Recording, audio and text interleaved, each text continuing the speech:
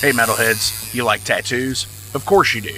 If you're in the Louisville, Kentucky area, come on over the bridge to Clarksville, Indiana, and get you some ink done at Ageless Art. If ink isn't your thing, they have a piercing studio as well. Visit agelessartclarksville.com to see some frequently asked questions, meet the staff. The shop is open Monday through Thursday, 12 to 8 p.m., Saturdays, 12 to 10 p.m., and Sundays, 12 to 6 p.m., all appointment-only spots. You can set up your appointments by phone at 812-283-1793 or email agelessarttattooandpiercing@gmail.com and someone will get you set up for your first or your next tattoo or piercing.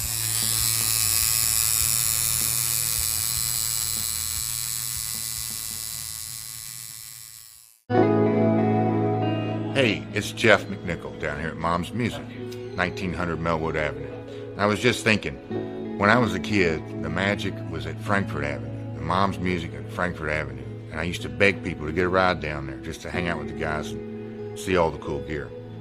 Now that I'm the owner of this store, it's like a dream come true. We're recreating the magic with the vibe that we used to have at the old store. We're carrying all the gear that you're going to possibly want. We're giving you the outstanding service and personal attention that you deserve.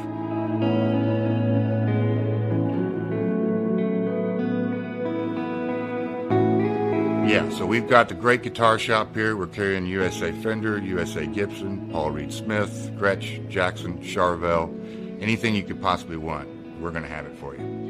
Mom's is and always will be Louisville's music store.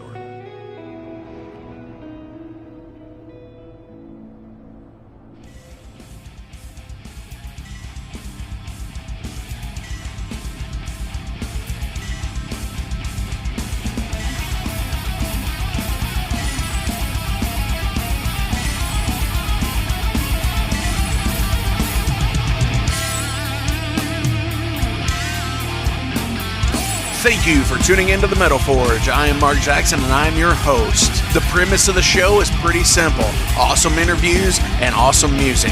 If you want to contact me, hit me up at metalforgeradio@gmail.com or visit the website metalforgeradio.com. And now let's get this show on the road. What is going on, metalheads? Thank you all for tuning into the first episode of 2022 here in the Metal Forge. My name is Mark Jackson and I am your host. I hope everybody had an awesome New Year's party, that you were safe and had fun. You didn't get in any accidents. You didn't get too drunk out there. Because remember, kids, drink responsibly and worship the devil. No, I'm kidding. No, not really. Seriously, this week we have a freaking awesome episode. We have a brand new band that just released their first single a few days ago. We've got Tailgunner from England, and oh my god, they are great. Zach is on the line. He's waiting. He's chomping at the bit to come in and talk about this new awesome band. I've been sharing some stuff, so I know you've seen it, and I know you dig it, because it's fucking awesome. It's that nice return to rock, you know? I'm really digging a lot of this new stuff that's coming out these days, because things that have started as a passion project during COVID have morphed into this awesome stuff where people are now getting these bands actually together, and they're recording together, and then they're going to start playing shows, and it's just awesome, because hopefully we can get some of these European bands to the States. Hopefully we can get some of these States bands over to Europe, just to have an awesome independent metal scene. My New Year's resolutions is to better update you guys for the guests coming on the show prior to the week. So, you know, you've always been able to check metalforgeradio.com, and usually I update that once a month with the guests coming on, so people know who's going to be there. I try not to do it too much on Facebook and Instagram until the week of their show, because the algorithm will fuck me over every time it gets, because they don't ever want anybody going away from their website. So promoting on there, unless you're paying for it, is really hard to do. So one of the things I really would impress upon all of you guys to do is, if you listen to the Metal Forge on an app where you can rate and review the show, please rate and review the Metal Forge. Please share the page on Facebook. Please, tag me on your Instagram posts. Do whatever you can to help grow the audience. We're sitting right around 5,000 followers across almost all 4 social media platforms, where it's Facebook, Instagram, Twitter, TikTok, all of that stuff. I've got about 5,000 people. Let's grow that number this year. Let's really put in the effort and tell me who you want. Tell me what questions you want me to ask these people so we can get the awesome interviews that you want to hear. Not just me, because it's not just about the Metal Forge. It's about all of you guys, all of you dudes and chicks and girls and everybody. It's all inclusive here at the Metal Forge, and we want to know what you want. So shoot me that message, send me that email, do whatever you can to let me know who it is you want to see and who it is you want to hear from, and how I can better improve your listening experience. So please rate and review, like, share, and follow. That's the best thing that you could do, and thank you so much for that. So coming up later this month, we've got another first band here on the Metal Forge. We have from Calgary, Alberta, Canada, home of the Hitman, baby. We've got Contact coming in. Those guys are super rad. There's members from Traveler. There's members from Hrom. You're really going to dig these guys. I know you are. Then the following week, we have from California, Stoner Groove at its evilest is Solar Haze. Super awesome guys. And then the week after that, we're going to have Andrew, the proprietor of Metal Assault Records, who I've recently teamed up with to help promote their 12-year anniversary show. Andrew will be on the show to talk about Metal Assault Records, possibly what they're looking for in submissions, and so on and so forth. And then there's February, the time of lovers. What can I say? We're going to make it the most evil for you. No, really. I do want to take a minute here, and not to sully the mood, but I do want to dedicate this show to my friend Jacob Smith.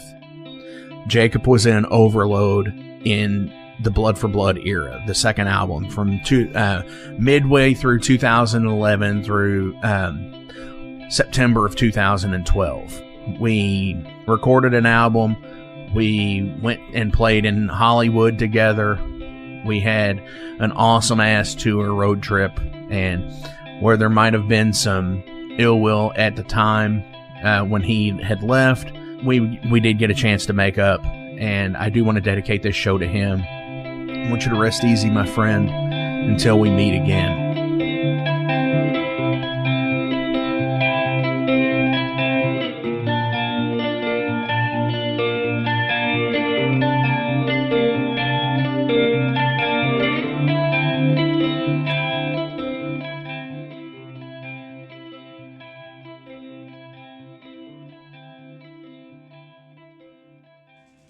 Down below, there are links to the sponsors, and without you guys supporting them, they can't support the Metal Forge either.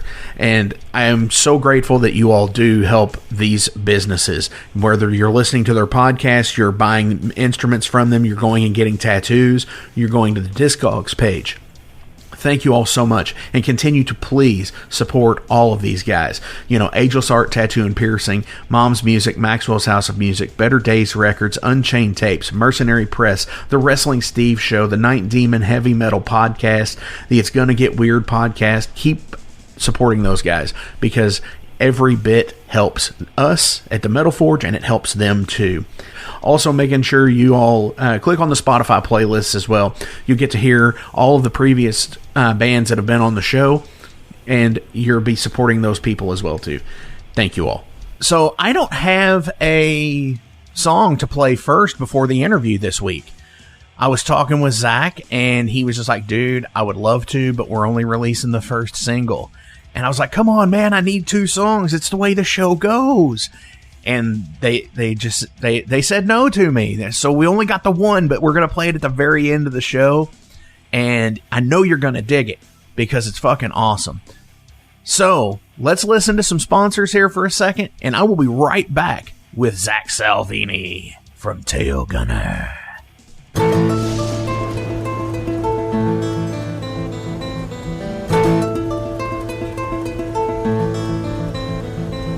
Since 2013, there has been a calling from the underground, from the graves of all those unholy, and they decided to make a zine to talk about all of this. Soulgrinder Zine, an independent metal zine to keep you informed on all things metal and horror from the underground. Available in both print and digital formats, they're bringing you the best interviews and reviews out there today. Not only do they do the zine, but they also do compilation CDs. Check them out at facebook.com/soulgrinder.zine and start your subscription now.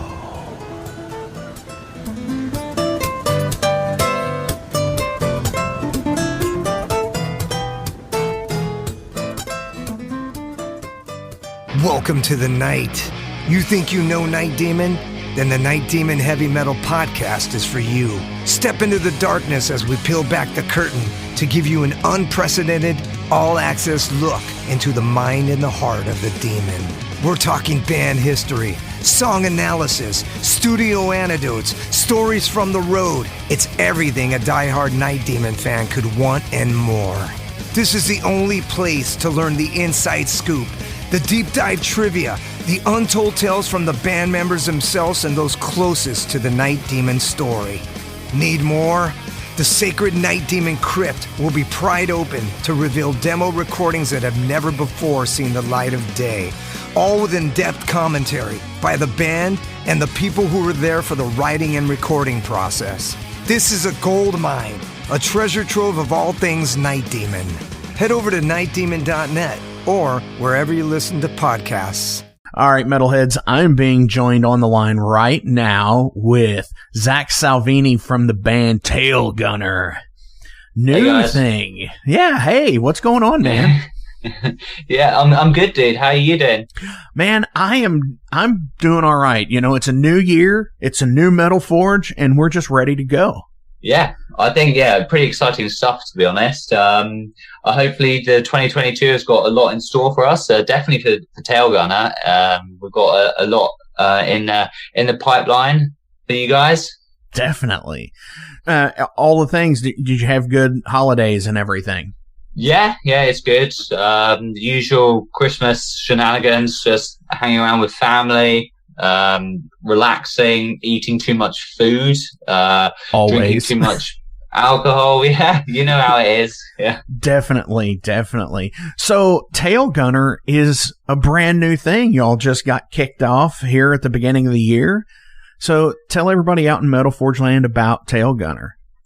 Yeah, we're a brand new thing to the public eye. It's been a long process getting here. Actually, we've spent the last 2 years really prepping our stuff and getting ready for this release. We're a band from the UK. To sum us up, we have a fresh take on old school classic metal, and we're here to excite people and hopefully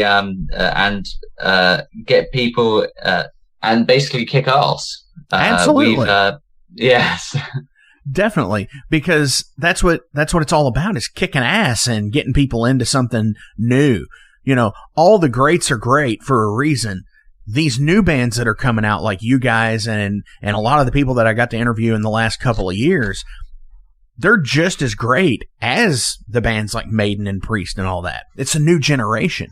Yeah, and that's what we hope to help sort of bring forward the new generation of this metal music. And some people may say metal is dead, rock is dead, but that's bullshit. It absolutely is. Yes. Yeah. I mean, you can always reinvent rock and metal music because it's been reinvented so many times before. So I don't understand how people say it's dead, other than the fact that, you know, you might not get radio play. I mean, but still, bands like Maiden, bands like Metallica, they didn't get radio play back in the day either. So what's the, it's like, what's the cutoff here? Because it's kind of following the same parallel. Yeah, I mean, and you have to start from somewhere. And so that's why we've really taken the time over the last 2 years. And unfortunately, as you know, we've had this sort of miserable situation with COVID. But as they say, every cloud has a silver lining. And the silver lining for us is it gave us a good opportunity to really prepare and make sure that we come hit the ground running. And we never look back, really. And it's very exciting. It's been, how do I word it? Imagine, we've got such great and exciting stuff, which we've done, and we've done it about a year ago, 2 years ago, and we've had to wait and we've had to be patient, because we want to do everything right. We want to make sure that we build the excitement right, and everyone gets us and feels excited to check us out and check our music out and just be part of our band. Definitely, which is something that I wanted to bring up as well, because I think it's so awesome. And I've always tried to do this in any band that I've ever got in to be a part of, or formed, like with Overload, my band. I have always tried to, at the inception of the band, be ready for everything. Have merch for shows day one. And, just try to get, an album release. It's like, okay, well, before we play show number 1, I want to write and record and get everything done and go and have it pressed so we can go and we play a show and there it is. They can buy it right then. Yeah, I mean, it's so important. And in UK especially, you often see bands who, they're producing great stuff, and they produce this great stuff and they go to shows, but there's always a loss of momentum, be it with their social media, with releasing new music. There always seems to be periods of great activity where they're showing us all this great new heavy metal music and really getting you engaged with the music. And then there's periods of inactivity, and we really want to avoid that. We just want everything. We just want to excite everyone all the time, right from the go, for a long time. Absolutely. Because it seems like over the last 2 years, you do have those bands that have just kind of fallen off the map. But then again, you've got these other things that have come out, these great albums over the last 2 years that have come out. And when bands have put out albums over something like the pandemic, I know this is unbeknownst to, all of us. This is all new territory, right? Yeah, absolutely. But putting out an album, say, in March of 2020, and then not getting to play shows until September of 2021, a year and a half later, it's like, to me, I'm sure they've already written so much new material. So it's like, how do you gauge, okay, well, I've got to do this. You know what I mean? Yeah. And I think it's incredibly frustrating as a musician. And I imagine especially the musicians that released albums at the start of the pandemic is, you want to be playing that stuff in front of people. You want to crank up your guitar amp, feel the vibrations in the floor, and let the whole world know your music through playing it live. And it's sort of the pandemic has stop that, as you know. And instead, though, there is people we've been able to focus on writing music, recording music, getting music prepared in COVID. And so that's a good benefit. But it is, on the other hand, frustrating not being able to play this live. Absolutely. The whole live stream thing, it was there and then it wasn't. And I'm kind of glad that it didn't stick around as much on a whole, because I would love to see bands perform live no matter what. Okay. Even if it's on video, I still like to watch concert videos and stuff like that. But some bands don't benefit from a videoed performance. Mine personally is, not great on video performance, but it's the energy that you're missing from the live show. Absolutely. I have to say, there is always something missing, and these live streams, they were great because they filled a gap at the time. And however, there is still a difference between live stream and a live performance because you still get the atmosphere of the crowd, but there's nothing. A recorded live performance, you still hear the screams of the crowd. You still get the panning shots of the huge crowds and the excited faces, and although there's nothing like being live in person. Oh, for sure. Hearing the loud music, and you get the sort of and it's great. And I think especially with how technology has been recently, especially with, if for example you take work, as in a lot of people in the UK, and I'm sure there's probably the same case in the US, have been working from home over the pandemic. And there's been a surge of Teams and Zoom meetings, and it's meant that everyone's become so detached from people, if that makes sense, and definitely activity. Yeah, and I feel like there's a hunger. Well, there's definitely for me, being sort of locked up in my home for a year and a half, 2 years. There's a hunger to go out and experience things firsthand, and not through a screen. Definitely. I went to a show back in November, and it was Municipal Waste in Crowbar, and I was absolutely blown away from the performances, but I hadn't been to a show even before the pandemic in so long that my ears were ringing. Yes. And after that show, for like 3 or 4 days after, my ears rang, and I was just like, oh my gosh. Something's messed up here. but of course it went away. It's just where you're not used to it. Yeah. And you kind of become desensitized. Like, that feeling of going to bed after a gig and then closing your eyes and then thinking, oh shit, that's a loud ringing in my ears. Very much. Yeah. Sometimes I feel, and this is like the shithead musician in me. Sometimes I feel like if I go to bed after a show and I don't have that feeling, I'm like, did I really give it my all if I performed that show? And it's like, did they really give it their all if I went to a show and it wasn't that bad?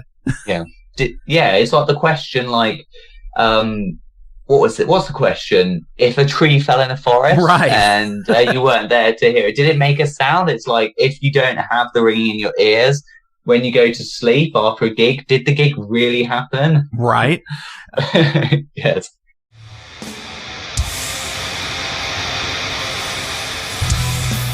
Hey everybody, let me tell you about the new sponsor to the Metal Forge, Unchained Tapes. They're an independent Pennsylvania tape label. They focus on extreme metal and punk with a killer approach to the tape scene. Visit their web store at unchainedtapes.bigcartel.com now to get your fill of tapes. And for being a Metal Forge listener, enter the code METALFORGE10 at checkout to get a 10% discount on your total purchase. That's unchainedtapes.bigcartel.com.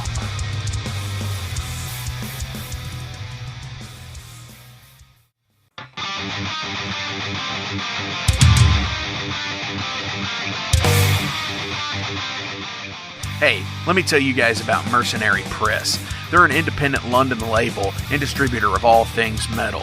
Mercenary Press delivers the goods from their own independent zine. Trust me, you're going to want to get in on that. To distributing various bands from all over the world, including Cramp from Spain and Sadistic Force from Texas. Visit mercenarypress.bigcartel.com to find out what all they have in stock and what you can order. And for Metal Forge listeners, enter the code METALFORGE to receive a discount on your total purchase at mercenarypress.bigcartel.com. Check it out now. Tell me about the recording process for you guys. You've been working on this for 2 years now. Did you all actually go to a studio, or did you do this at home and have somebody mix and master it? How did y'all do it? So we've actually, it's pretty cool, to be honest. We, at the beginning of 2021, we all went to a converted Victorian chapel, and we spent, I think, 2 weeks there, just recording, getting up to no good, having just the best time, and the atmosphere was pretty cool. We recorded the whole album at the studio. We had everything prepared beforehand, and it was a great bonding experience, I have to say. Got lots of stories from it. Exciting times. I look back at it with a lot of nostalgia, actually, really. It was a good experience. Absolutely. Yeah, I can dig that, because going into a studio, and this is what a lot of people don't get today.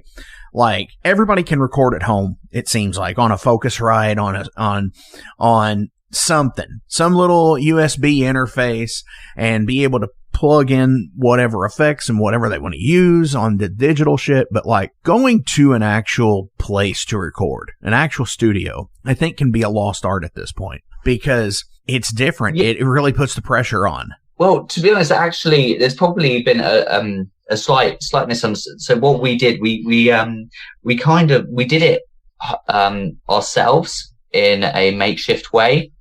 We work in this chapel. For example, Craig for vocals, one of the rooms we spent a lot of time padding it out, getting, making sure the acoustics were good for him to record his vocals. And, we did it on a budget, but in a way, there's a lot more attachment to it, as right. In we're able to listen to the recordings and the sounds we're producing.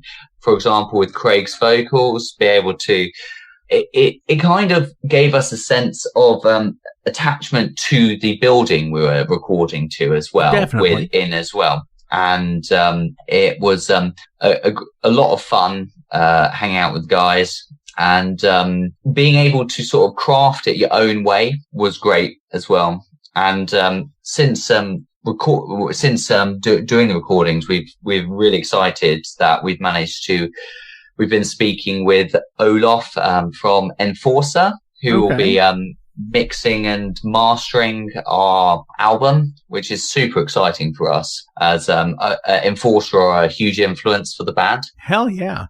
And what I wanted to get to the point with this was, it might not just be like necessarily an actual studio that that's what they do as a business. There's tons of bands that have went and made studios in places. You're not just recording it in somebody's bedroom or a front room. Yeah, I hear you. Yeah, there's more of a story to it. There's more of a bond to it. There's more of a feel of unity as a band. Right. If that makes sense. Whereas you can do it where I sit at home, I've got my setup, I've got my interface. I can either do a mic up my amp in my room, or just go straight into my interface, record something, then send the files over to Tom on bass, and he records something, and you send it over. And yeah, that may be a practical way of doing it, but in a way you lose the soul of the music. The experience involved. The experience, yes. Absolutely. And I think sometimes that's what is missing from some music today, is that if you never see each other and you just record an album, and then you might get together for 2 or 3 days before going on a 2 or 3 week tour. I mean, are you really a band at that point? I mean, or you're just a recording project? It's a weird thing to me, because I think a band, is, and this is where it's all changed with the internet and everything else, is where you can have members in wherever, like you guys, you all are all across the United Kingdom, and same thing. You can have members in the United States or whatever at that point. Yeah, I think it is very important you mentioned that, because that's, as you described it, with how easy it is to sort of pass with technology it becomes more like a factory process, more of a sort of business transaction. And that, in a sense, you could lose from the art of writing music, as in sitting down and discussing ideas and playing off of each other. As in, that is such an important thing, to be able to understand how each member plays their instrument, writes with their instrument, and what they want to produce musically from their instrument and as a collective band. Right. And on that same train of thought, with you guys being all over the UK, how did you all get together to write? So this is interesting. So this starts off with Tom. And so Tom, I would say about 2.5 years ago, I was in a band called Snow White, and we were playing some music, touring. And at that point, Tom reached out to me, and he had been having conversations with a guy named Craig, who's the singer in the band, and he had the song Guns for Hire written, penciled out on paper, and wanted my help with the guitars and guitar work for the song. So initially the band started off in this way, and there were no sort of expectations. It wasn't expected that I lead my band, and at the time Craig was in a band called Midnight Prophecy. It was just a project which Tom was slowly brewing away in the background. From there, my band sort of disbanded, and I linked up with Tom. And after I linked up with Tom, we got Pat on board, who's the other guitarist. There was still Craig, who was singing in a band called Midnight Prophecy, and at this point it was more of the band was coming together, and Tom was realizing his ambition and dream of pulling this band together. Afterwards, Midnight Prophecy lost their bassist and guitarist, and they had a UK tour to go on. So they asked Craig asked myself and Tom to join. So we joined, and we were preparing to go on tour with Midnight Prophecy. However, unfortunately, the tour was on at April 2020.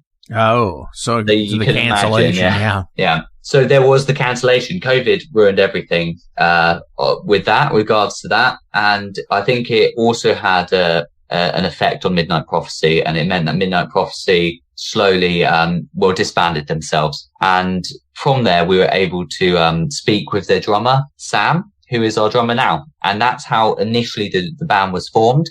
And despite being all over the country, we rehearse regularly in Birmingham, where you have Priest and Black Sabbath, of course. And sometimes in Stoke-on-Trent. Craig's got an absolutely awesome studio which we go to and we use.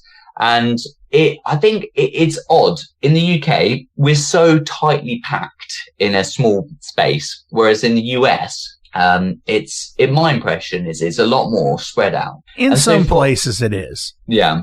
Like you've got major metroplexes like New York and LA and Detroit, Chicago, major cities. And even in Louisville, Kentucky, where I'm based out of, it's still a pretty big city. Yeah. But it's nowhere near the size of places like New York and LA. Yeah. I think the thing is, like in UK, let's say to travel 2 hours, that's considered an extremely long distance to make. Interesting. Because it is interesting. I think from an American perspective, it would be interesting because in the UK, going from because 2 hours is effectively, for me, 2 hours is going up to Birmingham, which is in the middle of the country. And so from a perspective, it can be considered that, but I definitely don't. I try and look at it like in the US, I imagine 2 hours could be the next town along sort of thing. And I think it depends on your sort of motivations. If you really want to make it as a musician and sort of you have to be motivated to do this traveling. And for me, traveling 2 hours is not much. For us, it all takes about 2 hours to travel to Birmingham to practice, which is fine. Right. I have no, yeah. And still, it's that dedication that it makes it worthwhile in the end. Yeah, absolutely. Yeah, you have to put your heart and soul into these things. For sure. Hey, Metalheads, it's with great pleasure I get to tell you guys about a new sponsor to the Metal Forge, Ageless Art, New Albany. After 20 years of owning and operating Ageless Art in Clarksville, Indiana, Phil Garrett had a vision for a new type of tattoo studio. Something that is clean and modern, sleek, refined, inviting. And he's done just that with Ageless Art in New Albany. You can find it at 2736 Charlestown Road, New Albany, Indiana, 47150. Business hours are Monday through Saturday, 11 a.m. to 7 p.m. Sundays are 12 to 6. All sessions are appointment only, so give them a call and go get you some new ink. Or if it's your first time, go get your first one, baby. Hey guys, Wrestling Steve of the Wrestling Steve Show here. So if you're currently listening to the Metal Forge with Mark Jackson, then you understand that Mark Jackson has a pretty discerning taste when it comes to music as a whole. You'll also understand that he has a discerning taste for professional wrestling, just like me. My show is called the Wrestling Steve Show. I talk about modern and classic pro wrestling in a completely unbiased, unfiltered way. Be sure to check me out on all available podcasting platforms. That is the Wrestling Steve Show. And I am the host, Wrestling Steve. Just remember, like Confucius said, man who goes through turnstile in Thailand is going to Bangkok. Pro wrestling. When is the album set to come out? So the album, we actually are slowly releasing our singles, and we'll be doing this throughout 2022 this year. And so we've got a few more singles to show the world before we can fully release the album in 2023. Don't worry though, there's a lot of content we've got prepared for all you guys. We've got these singles, and we've got interviews, documentary footage, nice. Playthrough, lots of stuff to keep you entertained until the fateful day the album is dropped. Absolutely. And of course, you know, when it does come out, it'll be on CD and digital and hopefully vinyl. Everywhere. Yeah, absolutely. It's anywhere, so anyone can get the possibility to listen to it on all the streaming services, on vinyl, on CD, you name it. Hell yeah. We want the whole world to know. Absolutely. We're always looking forward to it for sure. On tape. Yes. And you know, that's interesting because cassettes have come back. Yeah. Oh yeah, I didn't realize. Yeah, I suppose because it's now probably vintage, isn't it? So, right. Well, everything old is new again type deal. Yeah. Vinyl came back within the last 15 years because everybody remembers being a kid. Everybody in like our generation remembers being a kid and having their parents' record collection and then wondering why that in the 90s, why didn't we have records coming out? Because it was, you know, due to cost effectiveness and stuff like that. And then all of a sudden it's like, you know what? I think most of the rock and metalheads decided to take a page out of hardcore's book and say, let's do a 7-inch split like all these hardcore bands and people were doing. And then it just was like, oh shit, did you hear about so-and-so's band? They put out a 7-inch single. I wish we could do something like that. And there it is. That's how it happens. Yeah, as in it's sort of like with fashion, sort of waves of trends. Mm-hmm. Sort of, yeah. And I think there is nothing quite like a record. And I didn't grow up, unfortunately, in that sort of era where they were the main sort of form of consuming music. Oh, neither did which I. I'm sad about. Yeah, it's. I think it's so wonderful because the wonderful thing with records is they're big. there, and the artwork, the inner sleeves. It's about the whole process of listening to music. You can look at the inner sleeve, the artwork, the lyrics at it while you're at it.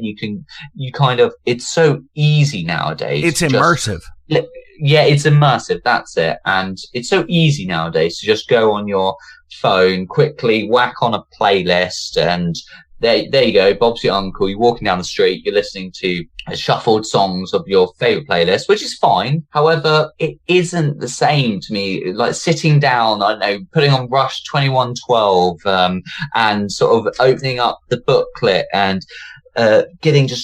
dedicating your time and concentration to this one thing, which a band has put a lot of time, care, and attention into. So to the love they put into it, and just understanding it. For sure. I agree 100%.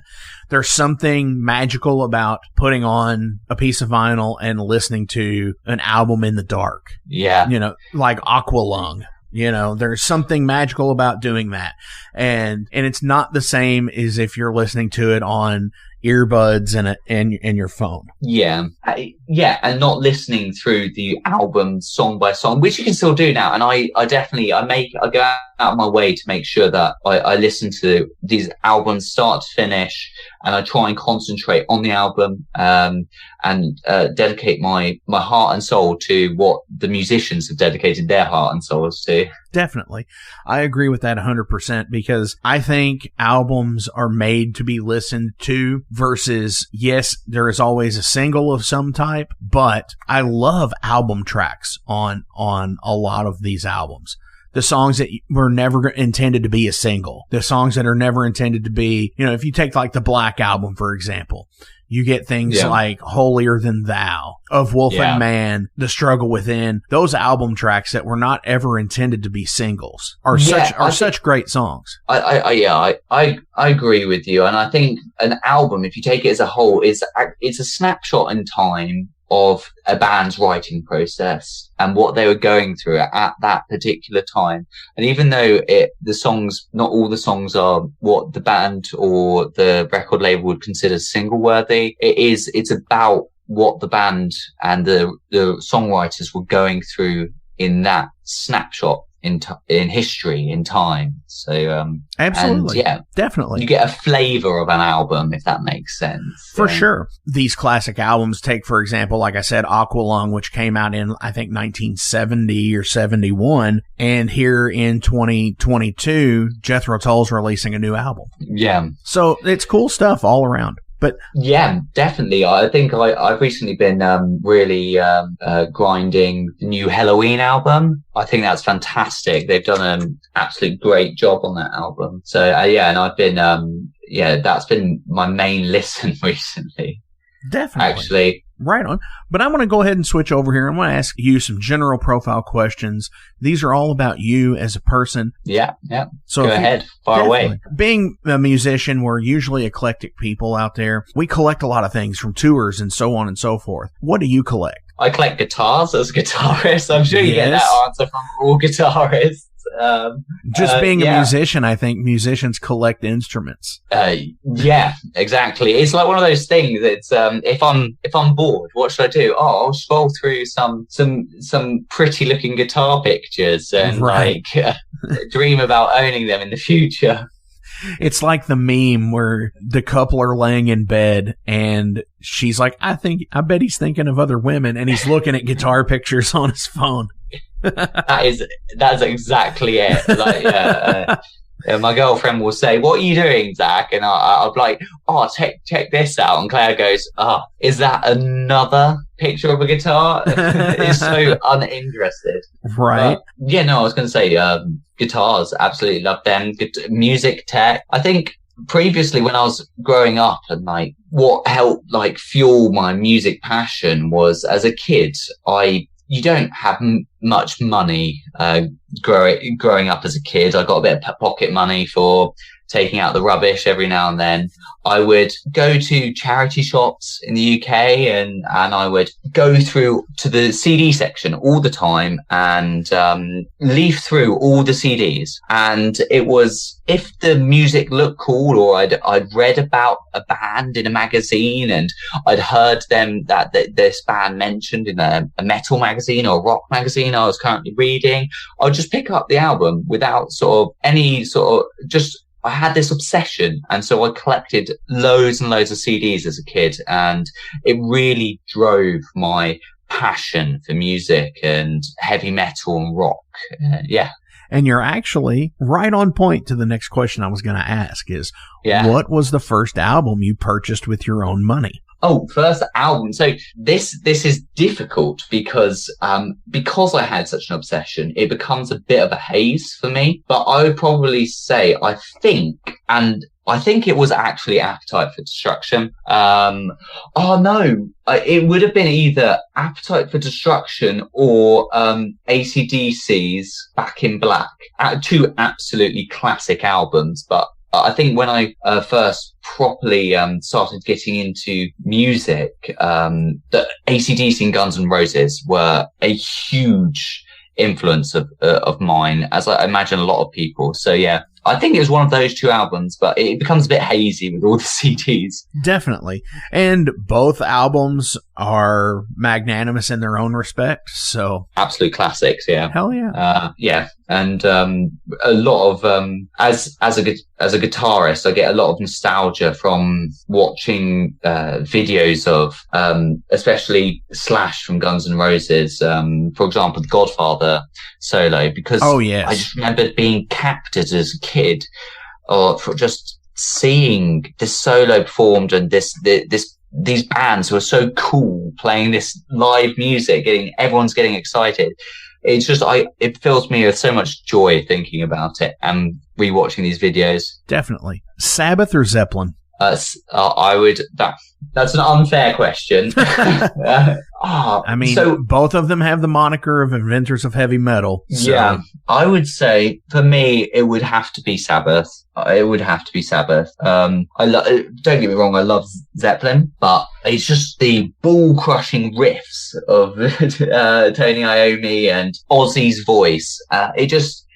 Again, I think it's a case of, it's a tough one. Yeah. It is a tough one, and you're right. I think either of those bands would have not worked had they not had the core personnel of what was there. Granted, when Ozzy was gone from Sabbath and Dio was there, or Tony Martin, or, Ian Gillan, or whoever else Tony Iommi had, it's not the same Sabbath as it was with the original four guys. Yeah, but don't get me wrong. I mean, it's all good. Sabbath don't get me wrong. Yeah, it's all good. Don't get me wrong. But for sure, it's not the same Sabbath as, Ozzy, Geezer, Tony, and Bill. Yeah, I think it probably harks back to the point about like the soul of a band and that sort of the friendship and the bond you have with your bandmates.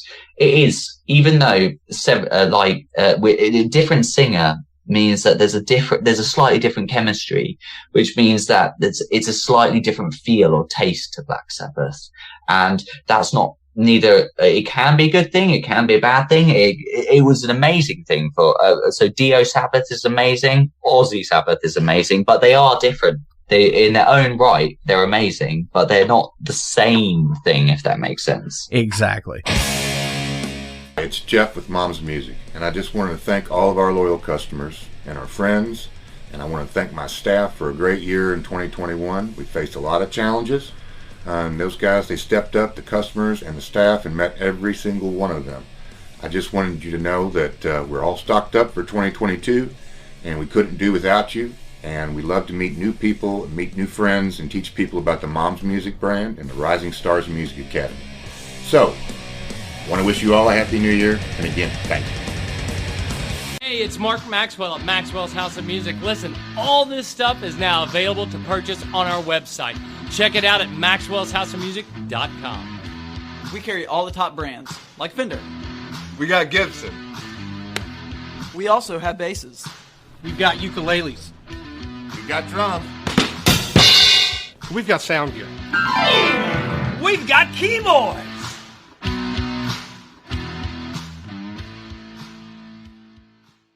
It's Gonna Get Weird is the name of the podcast. We're on season 2, so you have a whole season to get weird with Frank Green and Scott Clark. The best part is there's always laughter. Oh, yeah, you just pull that out. We have national touring comedians, NFL stars, rock stars, your local friends. It always gets weird.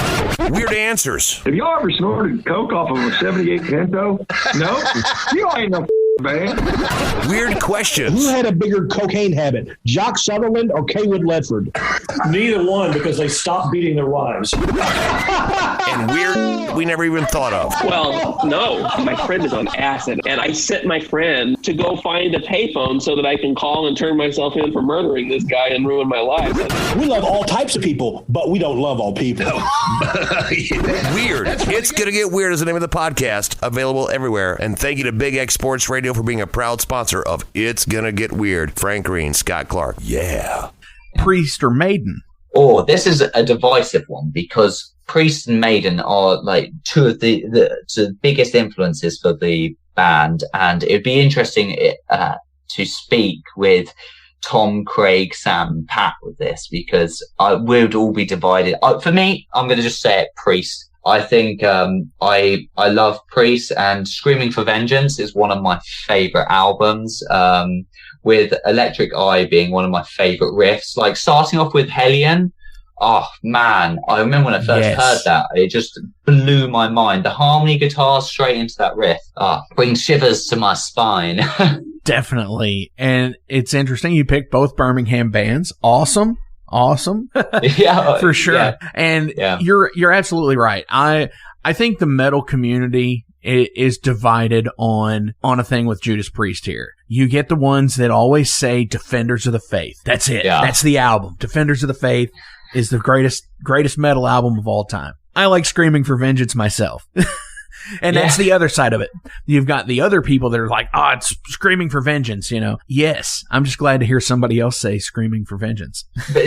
Yeah, I think I have quite I have good memories of it, and I remember actually walking back from school one day, and I thought, you know, I got at the time, I think I probably went to my local music store and got Screaming for Vengeance, and I put it on my iPod, and I was walking home from school and listening to this.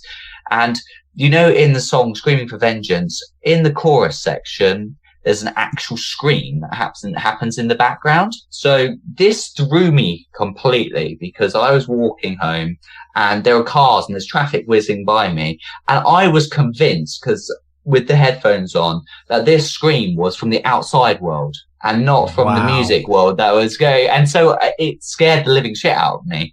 It was quite funny at the time because I was, I remember thinking that I probably looked like an idiot because I jumped to the side and I probably let out some sort of mild scream in fear because I just heard this scream in the song Screaming for Vengeance, if that...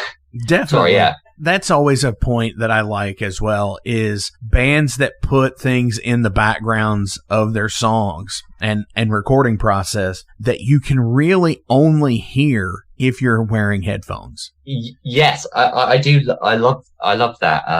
Yeah, I agree. I think it's really cool. I think, for example, one which I found out recently, which I had no idea, was in Roxanne. At the start, I think Sting sits on a piano and when they were trying to record the guitars, I believe, and he sat on the piano and made some sort of chord which you probably wouldn't be able to name, and you hear him laughing. And I never realized. I thought that was that in Roxanne. No, yeah, he messes up the bass line. Yeah, or it's like piano. Yeah, he on one of the things he comes in wrong and laughs, and yeah, I'm not sure if it's in Roxanne or what it's in, but I know the story you're talking about. It's like, you're the fucking police.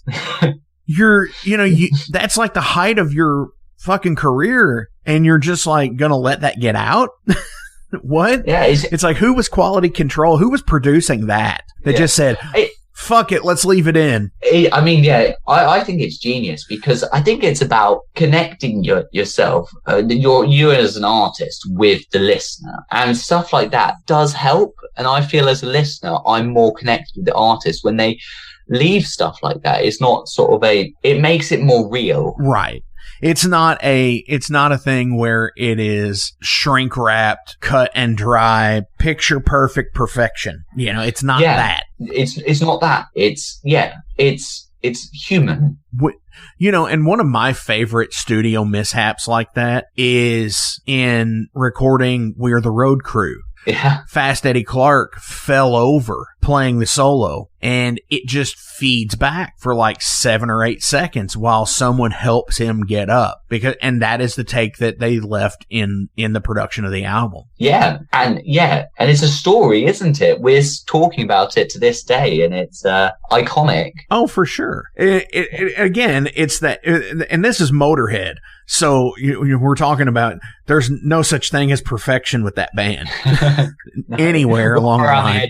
And a little rough around the edges, exactly. And just I would expect it from them, but like bands like Zeppelin or the Police or anybody like that, it's like really, guys, come on, we're better than this. It's sort of like clean cut. I know what you mean. Definitely. For the listeners out there, recommend an album or an artist to get into. Right. Oh, this is a tricky one. Recommend an artist to get into. I would say, this is what I have the dilemma right at the moment, as in, do I recommend something new, fresh that I like? I would, or something old school. I think I would, How about Enforcer? I'm going to say Enforcer. Enforcer's great. They're a huge influence of the band, and they're relatively new, and they've just got killer riffs, and Olof has got incredible vocals with those sort of ball crushing high screams, and I'd go Enforcer, it definitely hark back to the old school metal as well themselves. So that's what I would say. Definitely. So check out them as well. I got one more question for you, but before we get into it, do you have any shout outs you want to give to anybody? Any shout outs? I'm going to give a shout out to Norbert. I think that's the only shout out I need to do. And if you know, you know. Oh, now see, you can't do that to us. Now, it's soon to be revealed. That's why you have to keep following Tailgunner. You may eventually find out. Ah, definitely. All right. Last question of the day is, what album changed your life? What album changed my life? Okay. The album that changed my life, I think, is, and I would say it's Back in Black, AC/DC. And this comes from me as a guitarist, and so I was obsessed with AC/DC. As soon as I heard Back in Black and that guitar riff as a kid, I was just mesmerized, and that's really inspired me with guitar. And without that, that's what brought my first passion and love for the instrument. And so that ultimately changed my life forever. The album I just rinsed it all day, every day, and I learned all the guitar for it. As you're learning, Angus is a fantastic sort of role model when you start with the guitar, and it was just so simple but ballsy. I think it was the fact that it was Brian Johnson's first album and the pressure surrounding that. Right. It made it into an absolute masterpiece. And I know it's probably it's one of the most sold albums of all time, but there's a reason for that. And the dependability. And I was just speaking a few weeks back with Rich from Blood of Heroes, and he'd cited the same album. Yeah. And great minds think alike. Right. And it's the thing with that album is there's so many, every track is a banger on that album.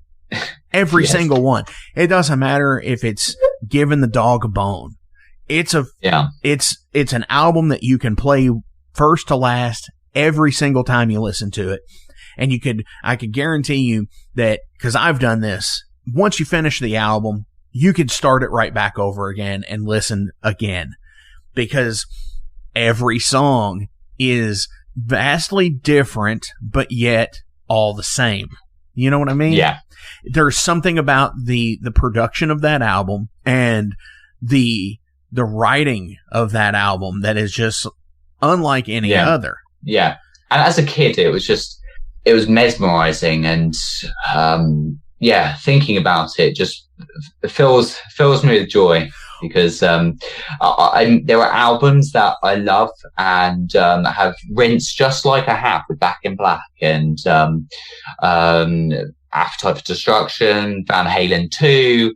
I mean, there's loads that I could list that I've had the same obsession with, but it's the fact that it got me into the guitar, and that's what makes it life-changing, the most life-changing for sure. for me. And it goes from every aspect of the album, not necessarily just the audio that's there, but even the packaging, the stark black packaging with the AC/DC logo on the cover, and just a simple text right underneath it just says Back in Black.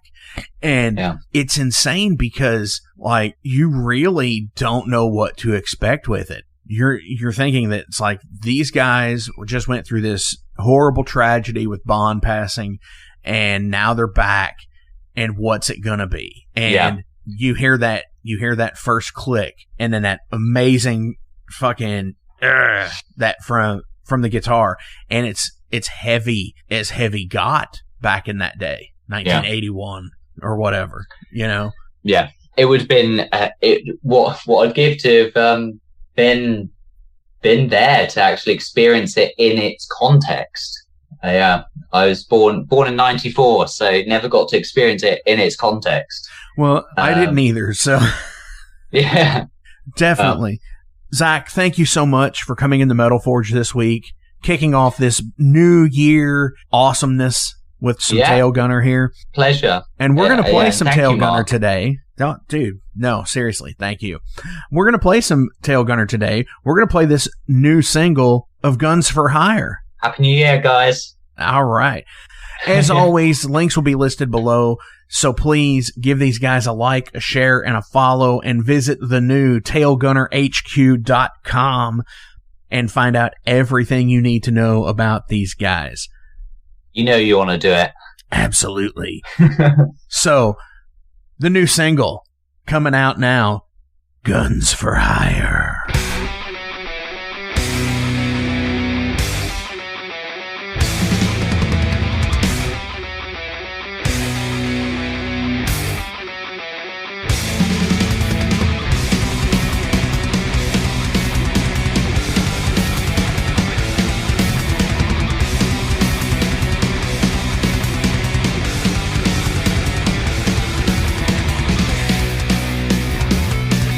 We're the children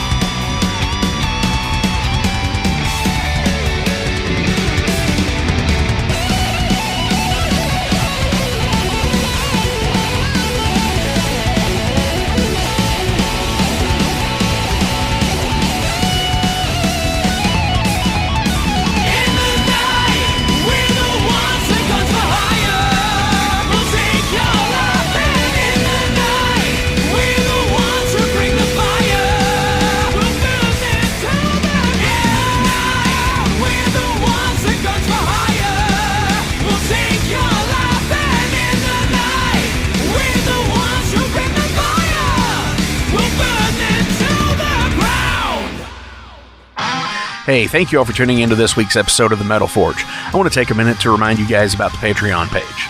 Over on the Patreon page, we have the tiers set up to support the production of the show. We feature the Down and Dirty, which is just $1. There's nothing special for that one, it just sends me a thank you because every dollar helps. Then there's the Double Down and Dirty. Much akin to the Down and Dirty tier, everything helps produce the show in the end. You make your presence known, and I appreciate that more than you realize. Thank you for being a dedicated friend and supporter to the Metal Forge. By selecting that tier, you will receive some cool Metal Forge stickers in your mailbox. Now, we're really going to start pounding the metal madness with the Apprentice Metalhead for just $5 a month. By becoming an Apprentice Metalhead, you'll be given early access to the shows, published 24 hours before everyone else gets it. You're also going to receive 3 entries in any contest that we do here at the Metal Forge. You're also going to receive a 10% discount on all Metal Forge merch, and you're going to receive a sweet Metal Forge patch for your battle jacket or backpack. And now, here is the big one. This is the Master Metalhead for just $10 a month. By becoming a Master Metalhead, you will receive a hand-numbered Metal Forge Master Metalhead membership card. You're going to be given early access to the shows as well, with 36 hours before everyone else. You're going to receive 5 entries in any contest that we do here at the Metal Forge. You'll be able to submit audio questions that I will use on the show of you asking questions to the upcoming guests. Remember, timing is everything, and you will need to keep up with the upcoming guest list on the website. You're also going to receive advanced knowledge of any new merch coming out and be given a 25% discount on all Metal Forge merch.